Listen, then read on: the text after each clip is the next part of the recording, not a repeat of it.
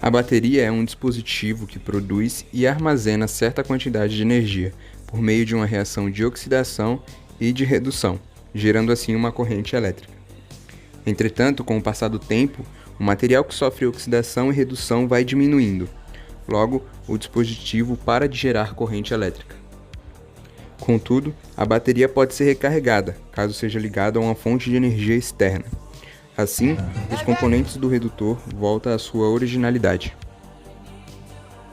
Os acumuladores de chumbo são constituídos por dois eletrodos, o cátodo e o ânodo, que ficam imersos a uma solução, o ácido sulfúrico. Durante o funcionamento dessa bateria, o ânodo sofre uma oxidação, se transformando em um cátion, e reage com o ácido sulfúrico. As pilhas de lítio produzem uma tensão cerca de 2 vezes maior do que a pilha comum de zinco-carbono. Ao contrário da pilha de íon lítio, elas não são recarregáveis. Por ser um metal leve, o lítio é capaz de armazenar uma maior quantidade de energia em espaços menores, garantindo uma maior autonomia de veículos elétricos.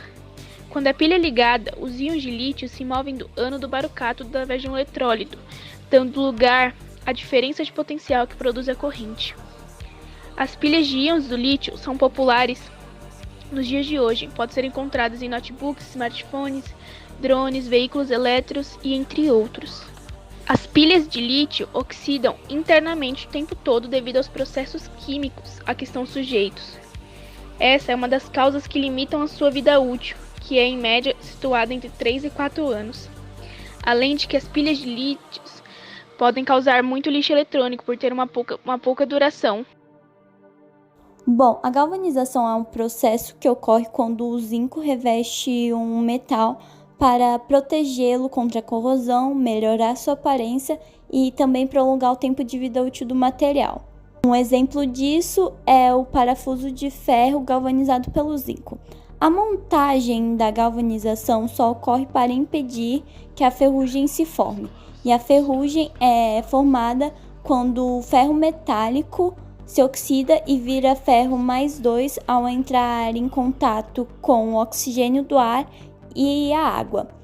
E como a maioria dos metais, o ferro tem um potencial de redução menor que o oxigênio. Assim, quando o ferro entra em contato com o ar úmido, eles formam uma pilha e o ferro age como um ânodo, sendo ele o polo negativo, e assim ele perde elétrons.